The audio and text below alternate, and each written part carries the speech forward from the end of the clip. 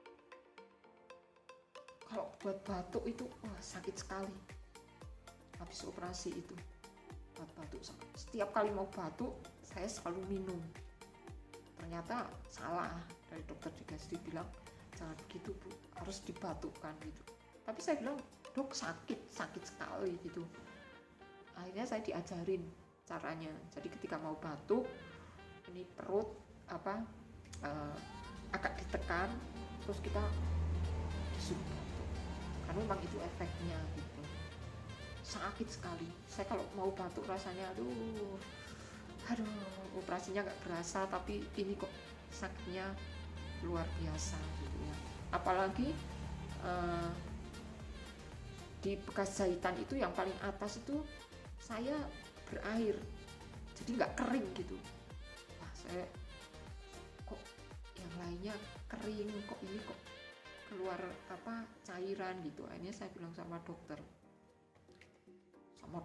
dibuka, itu dipencet, katanya biar keluar darahnya dan itu nanti akan mengering. Itu sakitnya juga luar biasa. Wah, pokoknya sakitnya itu dari ujung kaki sampai kepala terasa sekali gitu. Tapi setelah itu, setelah berapa hari kering. Tapi saya tetap di tempat tinggal saya ganti perban. Jadi setiap 2 hari gitu, 2 hari sekali saya ganti perban biar steril gitu ya. Jadi selalu dibersihkan, kemudian diperban kembali. Saya tidak lepas perban itu kurang lebih satu bulan. Pasca operasi itu yang saya rasakan, saya sulit BAB, sangat sakit. Itu bisa 2 minggu. Wah, rasanya sudah kayak fase itu udah di ujung gitu ya, tapi tidak bisa dikeluarkan, sangat sakit. Akhirnya atas rekomendasi salah satu teman saya, waktu itu bareng operasi, dia pakai pencahar. Nah, saya pakai pencahar. Maksud teman saya adalah pencahar yang dari belakang, dari bawah sini ya. Tapi saya minum pencahar yang dari oral, dari mulut. Wah, itu makin sakit saudara, karena yang bawah tetap keras, tapi yang atas kan mulai pencahar itu mulai mencairkan, tapi tidak bisa keluar karena tersumbat yang fases yang di bawah itu. Sakitnya sangat luar biasa. Pokoknya itu adalah sakit sekali. Akhirnya bisa keluar, tapi sangat menyiksa itu, sangat menyiksa gitu. Jadi ketika saya konfirmasi sama teman saya, dia bilang bahwa saya salah, harusnya yang dari dubur. Tapi sudah terlanjur lah. Tapi setelah itu saya masih tergantung dengan pencahar itu karena mungkin operasi saya sangat lama, jadi itu efek dari obat bius juga bisa. Jadi hampir 1 bulan saya kesulitan BAB. Tapi ya itu, akhirnya saya pakai pencahar yang dari bawah. Setelah pasca operasi saya sudah mulai berjalan, sudah mulai normal, sudah mulai membaik. Kemudian dari pihak rumah sakit mulai menjadwalkan saya untuk treatment. Jadi yang tadi saya katakan bahwa treatment untuk kanker itu kan 3, yaitu operasi, kemo, sama radiasi. Nah, sekarang saya tinggal menjalani kemo sama radiasi. Kemudian dari pihak radiologi sama Opjin berunding. Akhirnya dari pihak radiasi menyarankan saya untuk kemo dahulu. Baru setelah nanti kemoterapi sudah selesai, baru dilanjutkan dengan radiasi. Kemo pertama saya itu sekitar bulan Maret. Jadi saya operasi bulan Februari, Maret lah. Dokter memang menjadwalkan saya sangat rally ya, maksudnya kayak nggak ada jeda gitu. Dari operasi, kemo dan radiasi itu saya di jadwalnya itu nggak ada jeda. Jadi kata dokter biar sekalian gitu sel kankernya itu mati sekalian gitu istilahnya, atau tidur gitu ya. Jadi tidak memberi sela atau waktu pada sel kanker itu untuk bangun lagi. Akhirnya di bulan Maret saya mulai mengurus kemoterapi. Waktu itu awal-awal COVID, jadi agak sedikit terkendala gitu ya, Jadi awal-awal itu dulu tes COVID itu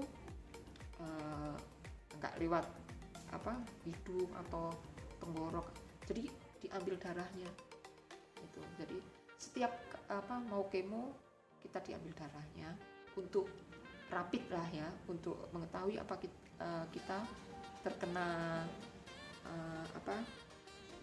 COVID atau tidak. Karena kalau kita COVID ya kemo treatment stop. Saya bersyukur bahwa selama saya sakit saya tidak pernah terkena COVID. Jadi dari kemo pertama sampai ke 6 saya jadi dapat kemo 6 kali. Saya tidak terkena lah COVID. Tetapi dampaknya karena HB saya itu suka rendah, saya kesulitan untuk mendapatkan darah untuk transfusi. Karena kalau mau kemo itu HB harus minimal 10. Karena kan kalau standar normal itu kalau wanita kan 11. Nah, tapi kalau kemo 10 sudah boleh. Nah, dari kemo pertama sampai kedua saya masih dalam kondisi bagus, jadi saya tidak membutuhkan transfusi. Tapi ketika masuki kemo yang ketiga, saya mulai drop. HB saya, trombosit saya, leukosit saya, mulai satu-satu ada masalah. Ya, karena dokter memang itulah efek obat kemonya sudah mulai gitu. Jadi di situ kendala saya waktu itu. Jadi setiap mau kemo saya harus transfusi, sementara persediaan darah baik di rumah sakit maupun di PMI pusat itu suka kosong, apalagi golongan darah saya adalah B. Itu sangat susah waktu itu ya. Saya B+ resusnya. Jadi ketika mau kemo saya pasti cari-cari teman gitu yang mau mendonorkan darahnya gitu, karena kebetulan saya kan merantau di Jakarta, jadi saya tidak ada yang menemani saya gitu, jadi tidak ada pendamping lah istilahnya. Jadi semua saya jalankan sendiri gitu, dari pertama gitu sampai selesai itu saya sendiri. Jadi saya mengurus segala sesuatunya itu sendiri gitu. Jadi selalu terkendalanya itu tidak lancar, jadwal kemo selalu mundur itu karena saya kesulitan selalu di masalah transfusi. Jadi saya selalu carilah gitu. Tapi pasti dapat, tapi kadang mundur gitu. Nah, itu terjadi dari kemo ketiga sampai kemo ke-6. Entah itu trombosit gitu, kalau sudah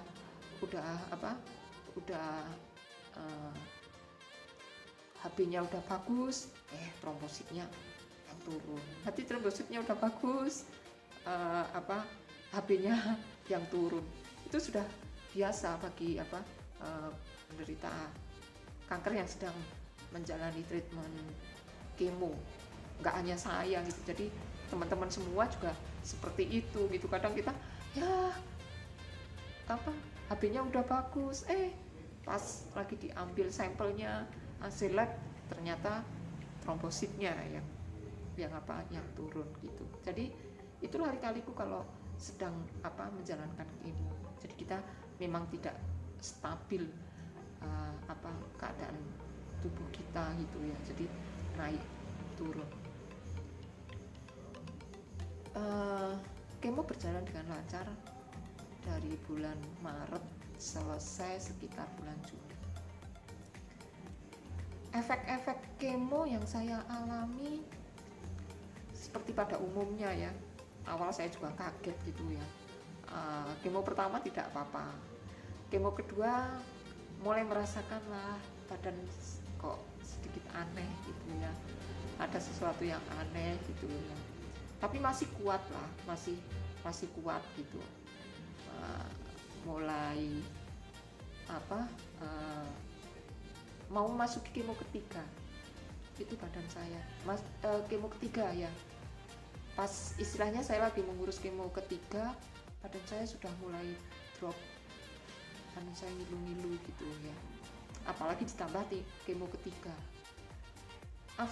Setelah kemo ketiga, efeknya itu di badan saya makin parah, saya nggak bisa bangun ya, semua badan saya itu kayak merasa nggak ada tulang-tulangnya, ngilu gitu ya, pokoknya kayak mau bangun itu susah gitu loh, mau kamar mandi aja kesulitan gitu loh, bahkan ngesot gitu ya, maksudnya karena aduh kok aneh gitu, apalagi ditambah saya biduran itu kurang lebih 7 hari, saya sangat tersiksa, saya sudah sampai ke rumah sakit, dokter, dikasih obat, tidak sembuh gitu. Saya bingung ini kenapa gitu loh, kok biduran kok sampai lama gitu.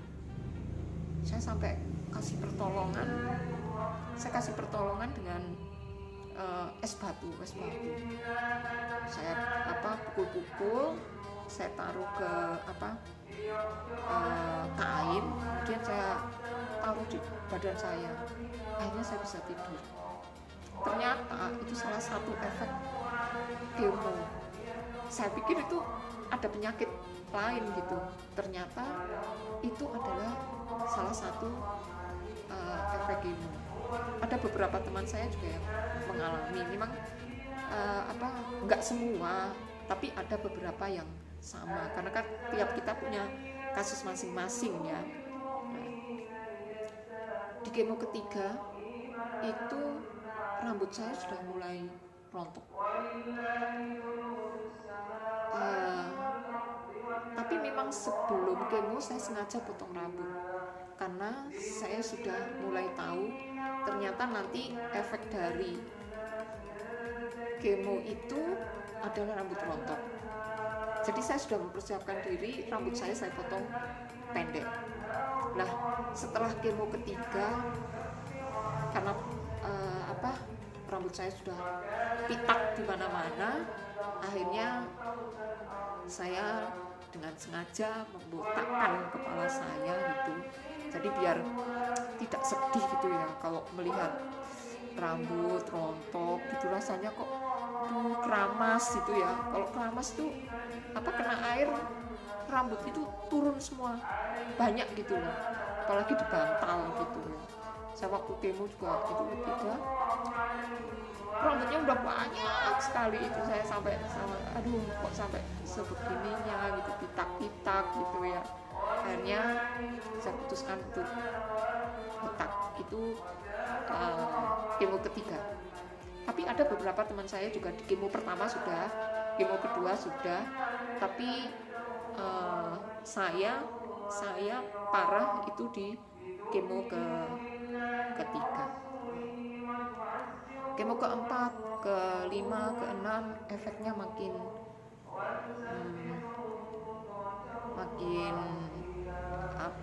istilahnya bertambah gitu, lemasnya bertambah gitu ya. Kalau waktu kemonya sih enggak, karena kan saya kemo infus, jadi saya kemo infus, enggak sakit, kemo itu enggak sakit. Jadi salah kalau orang saya takut kemo gitu kan, sakit, enggak. Yang menyakitkan itu adalah efeknya. Jadi yang menyakitkan itu efeknya, bukan kemonya. Kemonya itu yang sangat luar biasa. Makanya kenapa selama kemo kita diharuskan asupan kita itu bagus, baik buah, sayur, protein gitu, biar badan kita itu bisa membantu badan kita itu setidaknya itu fit gitu, tidak terlalu ngedrop. Kalau ngedrop pasti akan mundur kemonya gitu ya kan. Jadi selama kemo saya mengkonsumsi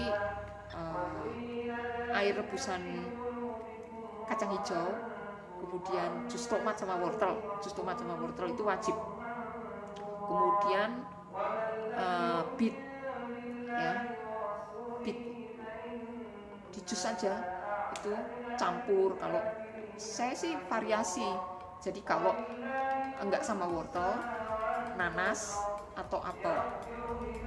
Kalau apel saya pilih Fuji karena manis, jadi dia bisa menutup rasa beet yang rasanya kayak akar, kayak tanah gitu.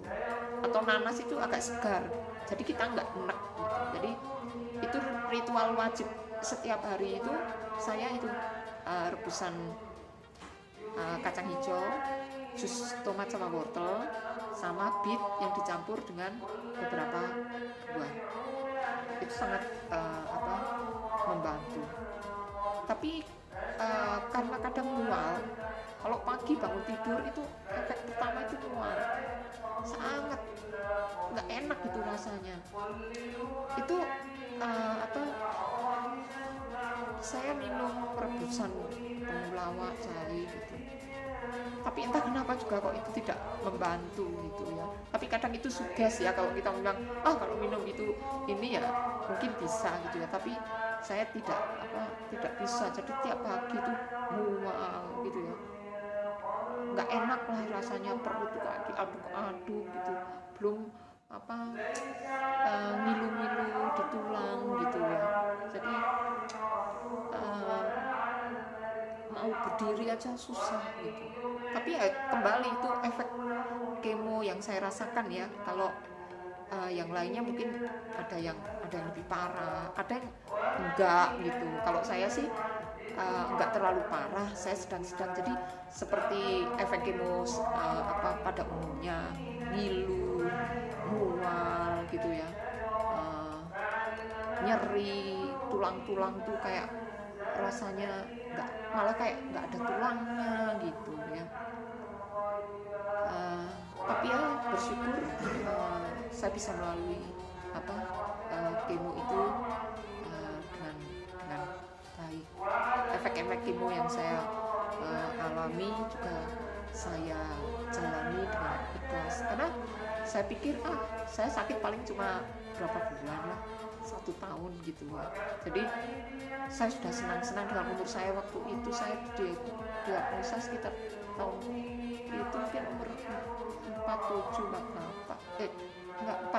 atau 45 ya.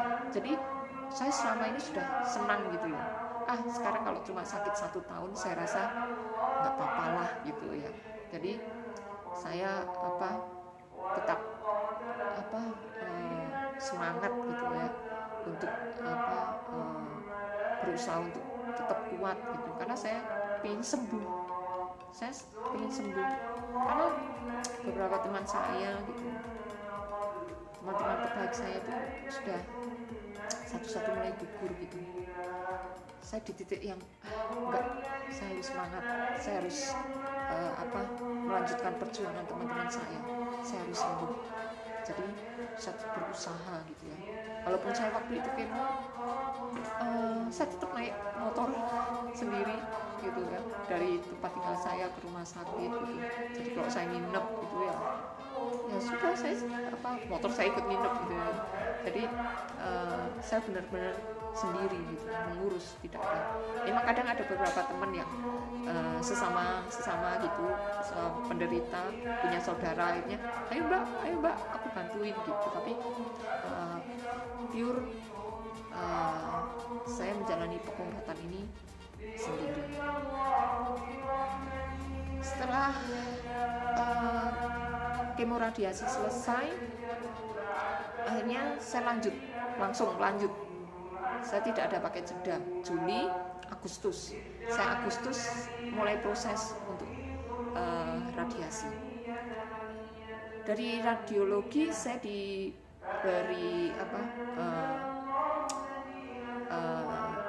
jadwal gitu ya, diberi jadwal untuk radiasi. Saya mendapatkan 25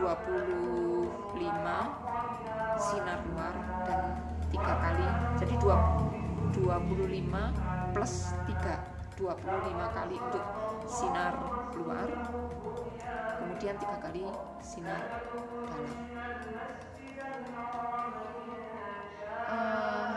Untuk radiasi tidak begitu berat, masih berat kemo, karena efeknya nggak terlalu berat. Kalau saya treatment radiasi ini dari radiasi 1 sampai ke 7 lancar, saya tidak ada kendala. Tapi mulai ke radiasi 7 efeknya sudah mulai, yaitu saya diare. Jadi ketika kalau buang air besar itu air aja terus yang keluar. Makanya kenapa kalau radiasi kita nggak boleh makan yang berserat gitu. Jadi semua sudah diterangin lah gitu sama dokternya, susu gitu dihindari gitu ya. Terus kita kalau bisa makan pisang gitu. Jadi pisang itu katanya bisa mengentalkan fases gitu. Jadi kalaupun kita diare itu bisa minim gitu ya, tapi ternyata tidak bagi saya. Jadi mulai dari radiasi 7 sampai selesai itu saya diare terus tiap hari, lemas sekali. Memang kalau radiasi itu sebentar, prosesnya itu cuma 5 menit, dalam itu cuma 5 menit gitu ya, yang lamanya menunggu gitu ya proses gitu, cuma sebentar, hanya 5 menit, nggak terasa gitu kita di ruangan bagian-bagian. Jadi kalau radiasi itu mematikan sel kanker pada titik-titik yang sudah ditentukan. Jadi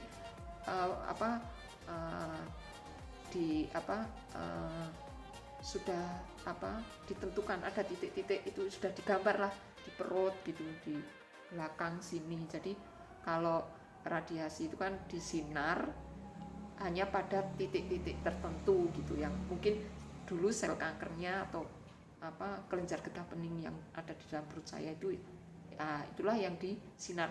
Kalau kemo kan obat itu menyeluruh, jadi mengikuti aliran darah kan, jadi semua badan. Tetapi kalau radiasi hanya titik-titik tertentu aja. Itu sih yang membedakan antara kemo dengan radiasi gitu.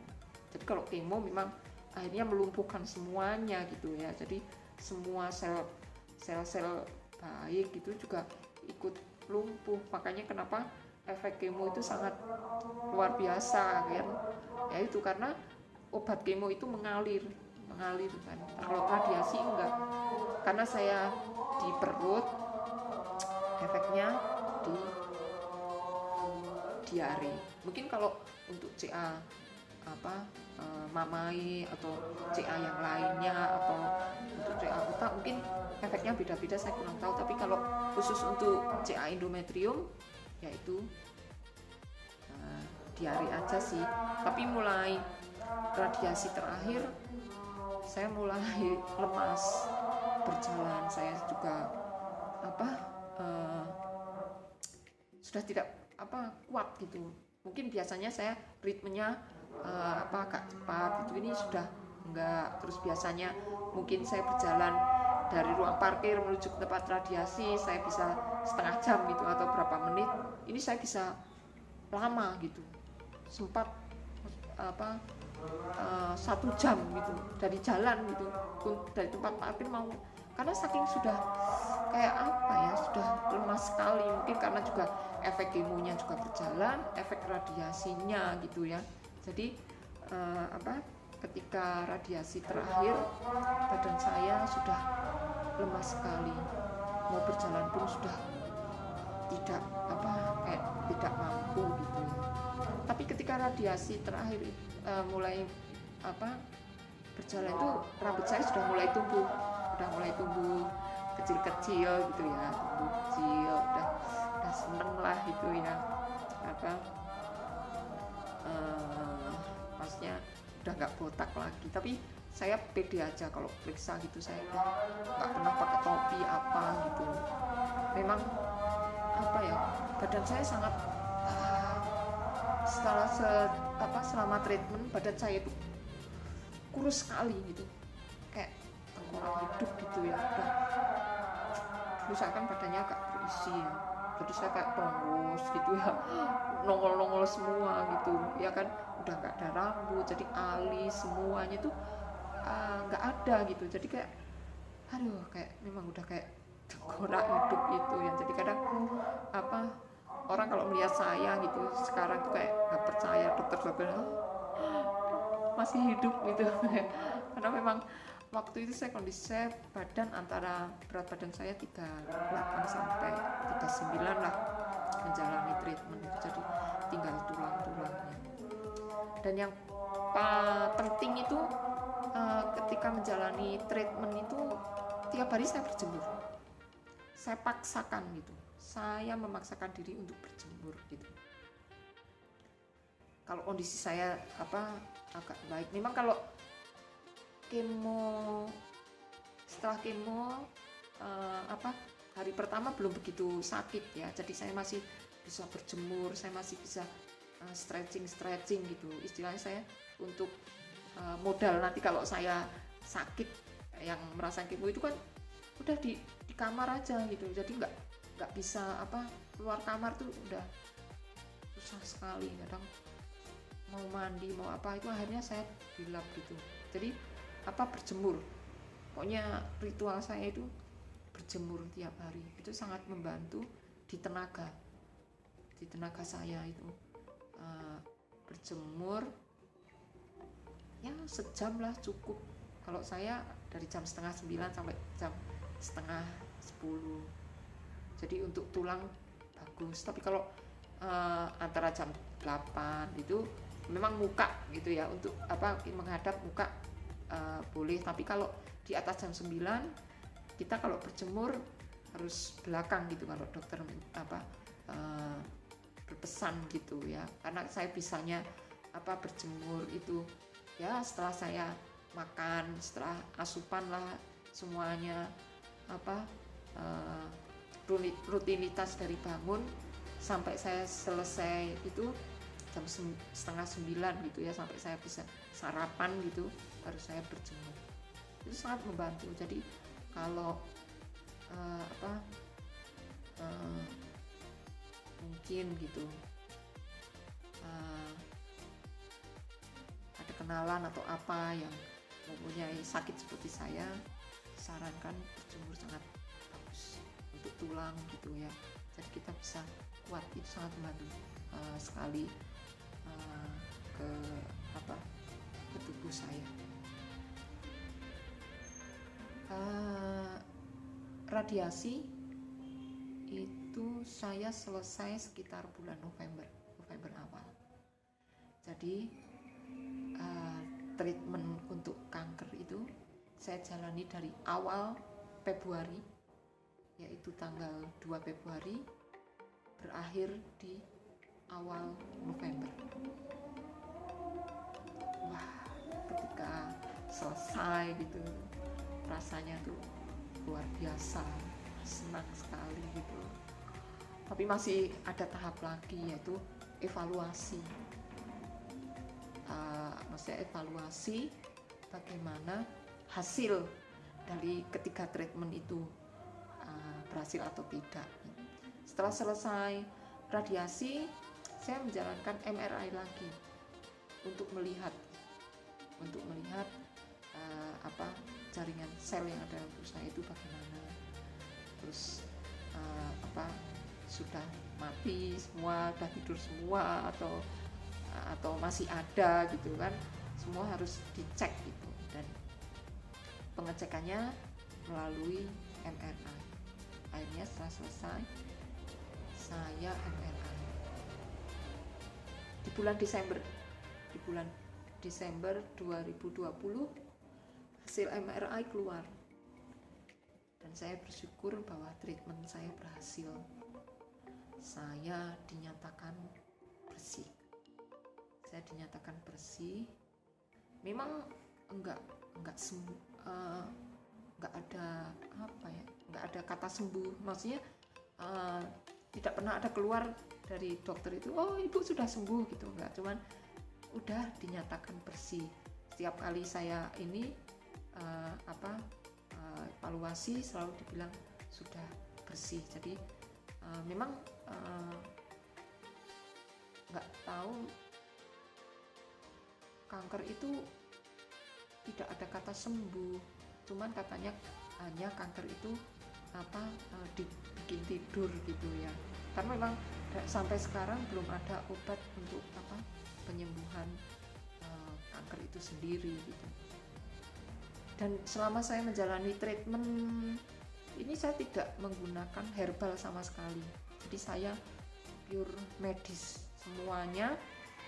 Saya percayakan kepada medis, jadi saya tidak minum herbal apapun gitu ya. Memang banyak sekali gitu ya, maksudnya ada yang menyarankan gitu ya, oh pakai akar inilah, pakai minum inilah, itulah gitu ya. Tapi saya tidak sama sekali gitu, karena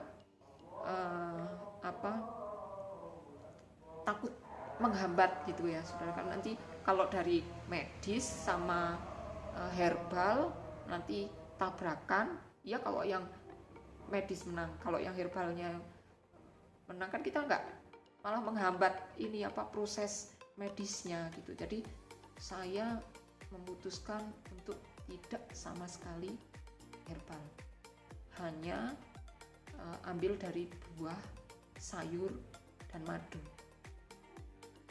itu aja. Karena kata dokter dari ahli gizi menyarankan madu, mau merek apapun pokoknya madu. Jadi saya hanya itu aja. Kacang-kacangan selama kemo, kalau radiasi enggak. Untuk radiasi juga saya jus tidak, tapi saya makan buah secara langsung karena itu kan berserat kan. Kalau waktu radiasi saya jus juga, jadi tidak makan buah langsung karena itu mengandung serat ya. Jadi malah makin memperlancar saya diare, jadi harus seratnya dibuang. Sayur-sayuran juga saya tidak makan karena waktu itu juga saya nafsu makan juga tidak ada, nafsu minum juga nggak ada. Pokoknya mau memasukkan makanan ke dalam mulut itu saya tidak ada sama sekali. Jadi saya mengakali sayur sama protein hewani itu dimasak sop gitu ya, berkuah gitu. Jadi kuah itulah yang saya makan. Jadi saya mendapat kekuatan dari situ. Karena saya tidak ada nafsu makan sekali, nggak ada, maunya itu kayak tidak ada, kayak entah nggak bisa atau tidak ada kekuatan. Pokoknya saya nggak mau ada proses mengunyah gitu. Jadi jalan satu-satunya sayur itu dimasak sama dimasak dicampur dengan kaldu ya. Itu baru saya minum. Kalau saya lagi berasa agak sedikit enak ya pakai nasi lembek gitu, baru pakai kuah itu. Tapi kalau enggak, saya hanya kuah aja. Itu lumayan membantu juga. Jadi saya tidak ngedrop banget gitu karena tidak ada sama sekali asupan, karena memang saya tidak ada nafsu makan sekalipun. Karena mungkin saya lemas, diare terus tiap hari, ya kan. Terus kalau udah dari rumah sakit rasanya capek sekali gitu ya, itu karena radiasi kan tiap hari, jadi kita harus tiap hari, kita tidak boleh stop jeda tanpa izin dokter, atau kalau itu dokter yang info gitu. Kalau kita terus nggak datang gitu, kita nggak boleh, jadi harus tiap hari. Jadi setiap pagi ke rumah sakit full gitu, nggak berhenti, jadi tiap hari gitu. Akhirnya saya bisa melalui lah itu treatment MRI-nya dan nyatakan bersih gitu. Sangat bersyukur, rambut saya sudah mulai tumbuh gitu, agak lebat gitu ya.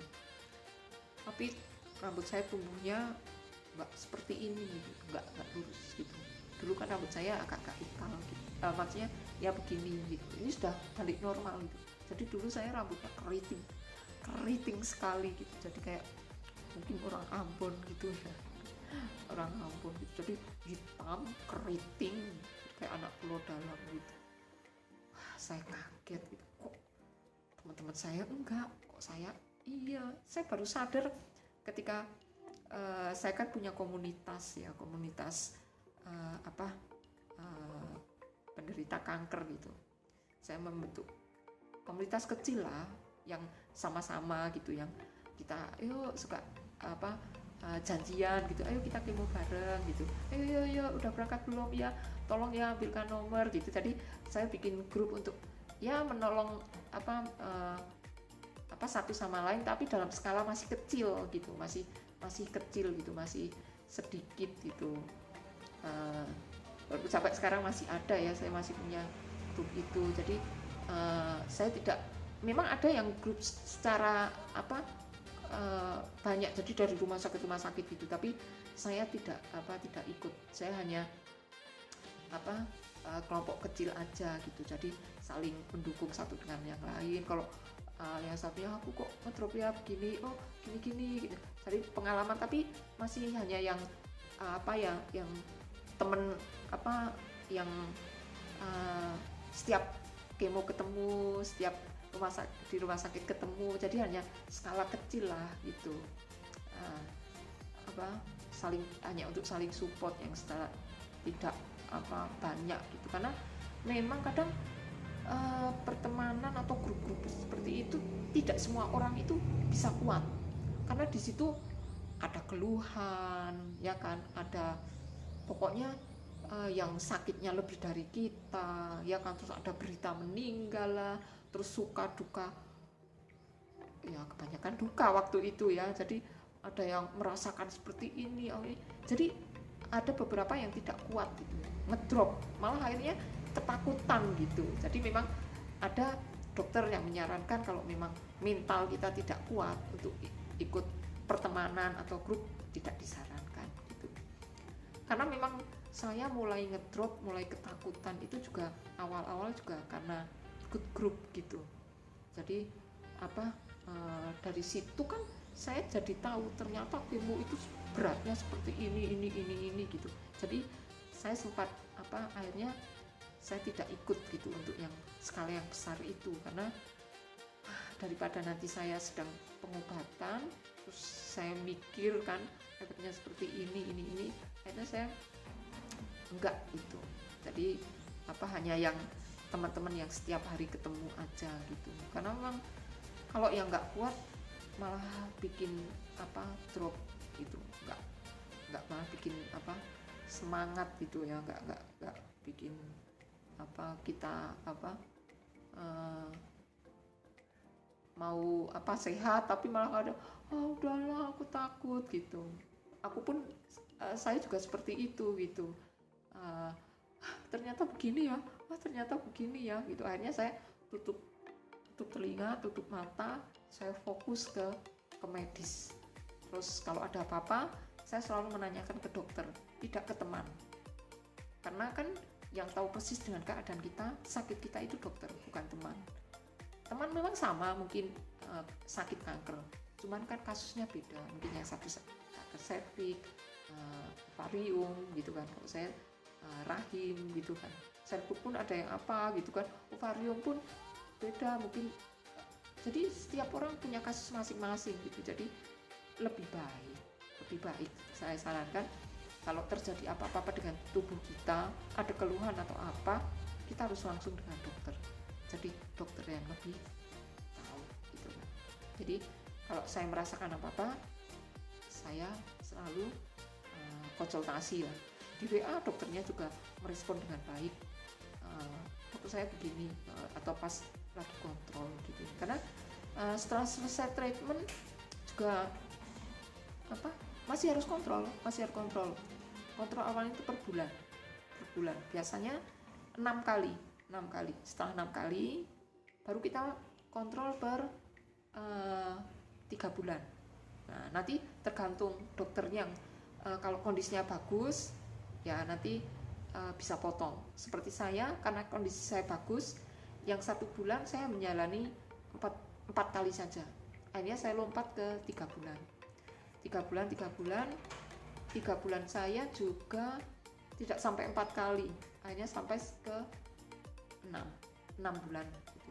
Nah, dalam jangka waktu kontrol itu pun kita tetap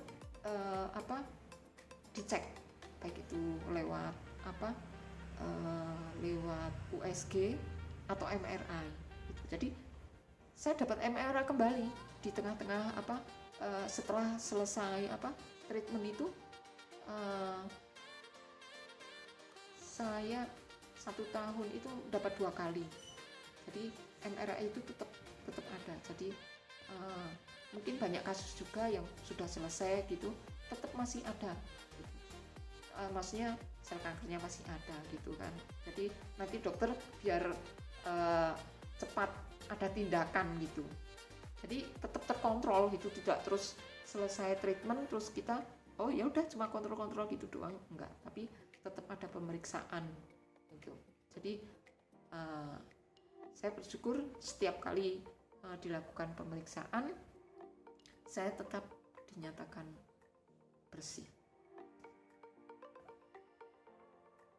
Selama saya pasca treatment, kegiatan saya jujur tidak seperti biasanya, sudah jauh lah, karena kondisi saya juga nggak se-fit dulu ya, pasti sedikit ada kelelahan gitu ya. Tapi saya kayak punya seperti nazar gitu atau janji, saya nanti kalau sudah sembuh atau sudah sehat lagi, saya udah kuat, saya mau membantu teman-teman saya yang lain. Saya mau meneruskan perjuangan teman-teman saya yang sudah meninggal, karena hampir 90% dari teman-teman komunitas saya itu 90% lebih semuanya meninggal. Nah, saya mendampingi beberapa teman saya gitu, teman saya berobat, menjalani kemo. Jadi setelah kemo radiasi itu ada beberapa teman saya yang ternyata belum dinyatakan sehat gitu. Jadi mereka harus ternyata ada lagi lah, tumbuh lagi gitu. Jadi saya menjadi salah satu tenaga sukarela di rumah sakit di mana saya menjalankan treatment kanker itu ya. Jadi saya membantu teman-teman saya untuk mendampingi mereka lah gitu ya. Dan saya tidak membatasi, kadang ada baik yang dari luar pulau, luar kota gitu, saya dampingi mereka untuk mereka tetap semangat gitu. Saya juga kadang ada beberapa dokter gitu yang suka keliling gitu kan di rumah sakit gitu, saya diajak mereka untuk memberikan motivasi ke para penderita gitu, untuk gimana sih biar bisa sehat seperti saya gitu ya. Jadi saya lulus S3, saya lulus operasi, saya lulus kemo radiasi, saya lulus radiasi gitu ya. Jadi salah satu dokter di rumah sakit bilang saya sudah S3 gitu ya. Jadi kadang saya saya memang agak bosan gitu kalau di kamar gitu ya. Jadi saya suka keliling dari kamar lain, saya memberikan motivasi gitu sampai akhirnya saya dinyatakan bersih. Sampai tahun kemarin saya masih menjadi tenaga sukarela di rumah sakit tersebut, mendampingi beberapa pasien gitu untuk mereka menjalani pengobatan gitu. Memang ada suka duka, capek gitu ya, tapi dengan melihat semangat teman-teman saya yang lainnya gitu, kayaknya rasa lelah itu hilang gitu.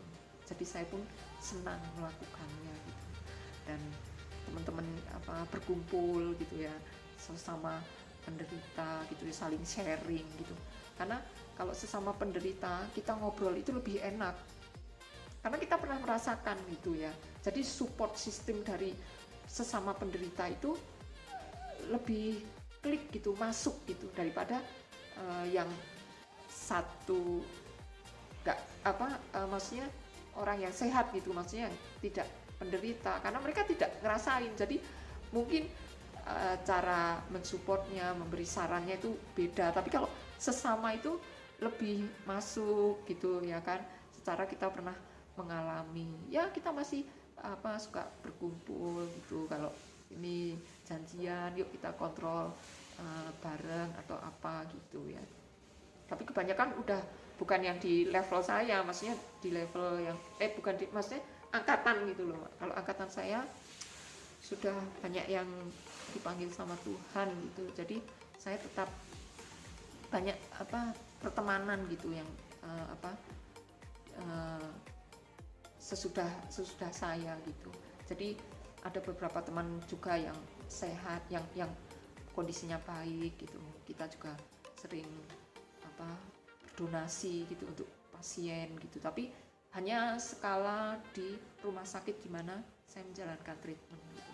Saya melakukan Jumat Berkah, saya membagi-bagikan snack gitu ya.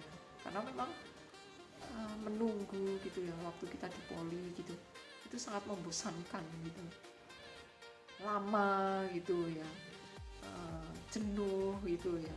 Jadi mungkin mereka mau makan, mau pergi makan, takut nanti dokter manggil gitu kan ya, apalagi dari yang luar kota gitu ya, cuma bawa sarapan gitu. Nah dari situlah saya terpikir gitu ya untuk memberikannya makan siang gitu, tapi hanya terbatas gitu untuk opjin saja. Tapi kalau ada dana lebih ya ke poli yang lainnya. Jadi ketika pasca treatment saya tetap beraktivitas seperti biasa ya, kontrol gitu, harus kontrol. Jadi kita tidak bisa melewatkan kontrol, nggak boleh. Kalau terjadi sesuatu itu akibatnya sangat fatal. Itu banyak sekali kasus gitu. Jadi kadang ibu-ibu sudah merasa wah udah sehat nih ya, lupa kontrol, makan secara sembarangan, akhirnya tumbuh lagi. Nah itu saya sangat banyak belajar dari kasus-kasus yang teman atau yang saya dampingi gitu, itu seperti itu. Jadi ada yang bandel gitu ya, sebenarnya udah sehat, sudah dinyatakan sehat, tapi ya begitu akhirnya makan tidak terkontrol ya kan, pola hidupnya gitu, karena mungkin merasa selama ini tertekan gitu kan, sakit semuanya, terus sudah sehat mulai sembarangan. Itu juga bisa memicu untuk tubuhnya kembali gitu. Kalau enggak juga stres. Ada beberapa kasus teman saya juga karena tertekan gitu ya kan, akhirnya bisa kambuh lagi. Tapi saya sangat bersyukur bahwa saya bisa melewati semuanya dengan baik. Untuk efek oh ya, khususnya wanitanya, untuk efek radiasi itu memang sangat luar biasa. Apalagi soal ini apa, organ vital wanita.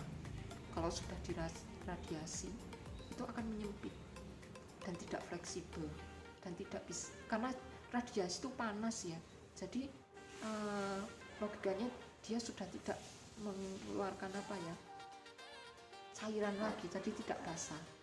Nah itu banyak kasus kalau melakukan hubungan seksual suami istri, 51%, pokoknya lebih banyak itu akan merasakan kesakitan, ada yang keluar darah gitu ya.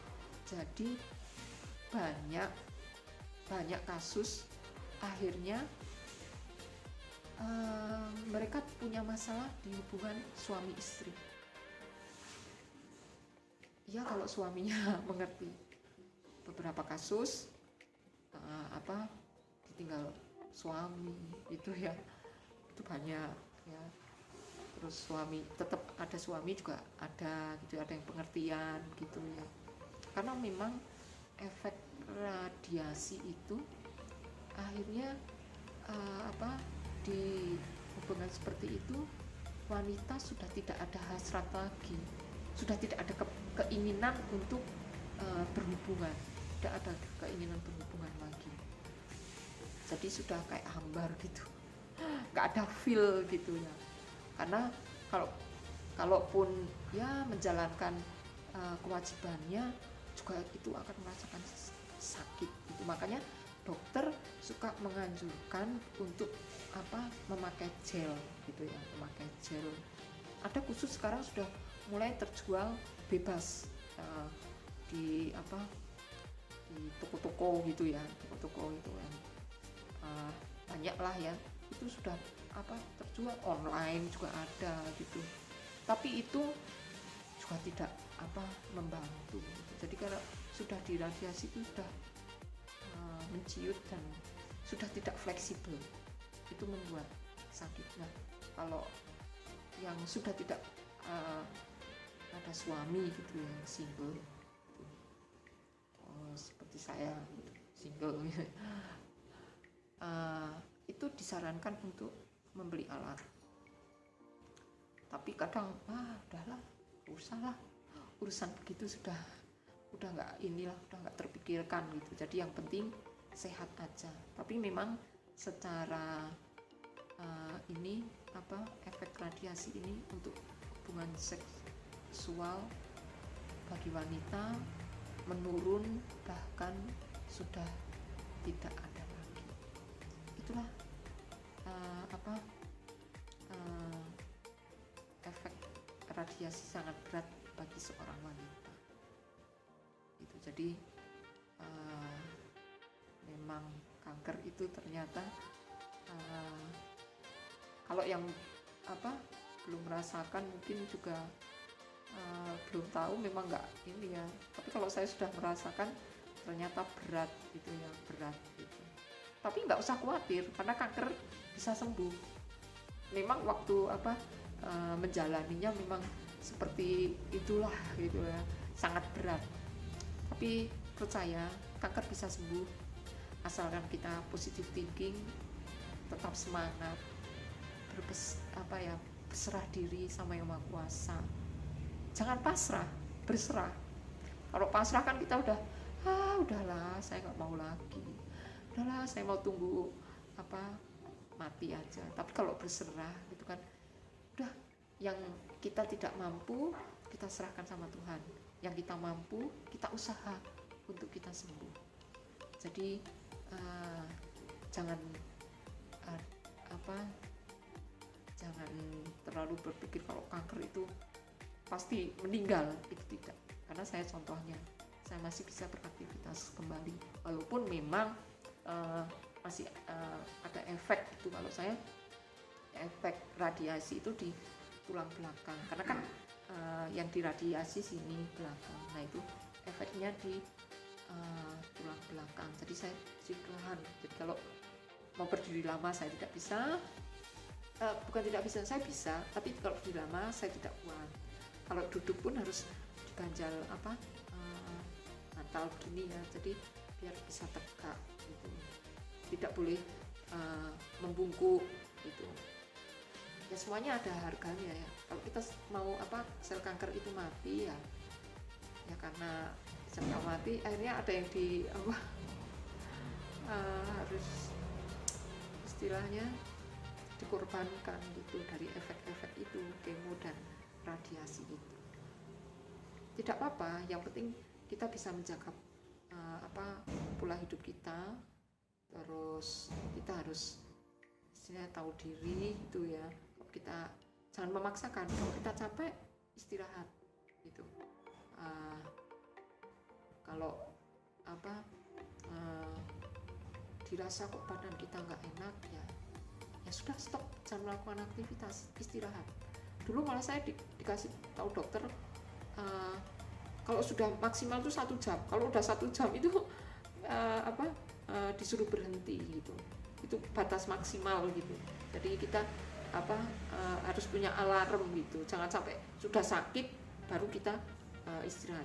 Tapi kayak kita udah harus tahu gitu loh, kalau badan kita mampunya hanya sampai segini, ya udah sebelum kita merasakan sakit kita harus istirahat. Itulah, nanti kita pasti akan panjang umur, sehat, jaga makan, pola makan gitu ya. Kalau memang kita mau makan sesuatu, konsultasikan dengan dokter. Kalau dokter mengizinkan, oke, kita makan. Kalau memang belum diizinkan, ya sudah. Nanti suatu waktu kita pasti akan bisa gitu. Tinggal waktunya aja. Dulu saya tidak bisa makan junk food, tapi setelah ini saya konsultasi, boleh, jangan tiap hari ya, tapi berjangka ya, setiap bulan. Dok, boleh nggak saya makan ini gitu, sosis, saya sebut ya sosis gitu. Jangan, makan dagingnya aja, jadi tidak boleh. Jadi setiap kali kita mau konsultasikan ke dokter, jangan bertanya sama teman, ya kan, karena kan kembali lagi kondisi kita masing-masing berbeda, kasus kita masing-masing berbeda. Jadi kalau ada apa-apa sebaiknya konsultasikan ke dokter. Oke, itulah sedikit pengalaman saya dari mulai saya gejala awal, kemudian treatment, efek-efeknya yang terjadi pada saya. Mudah-mudahan bermanfaat buat kita semuanya. Terima kasih.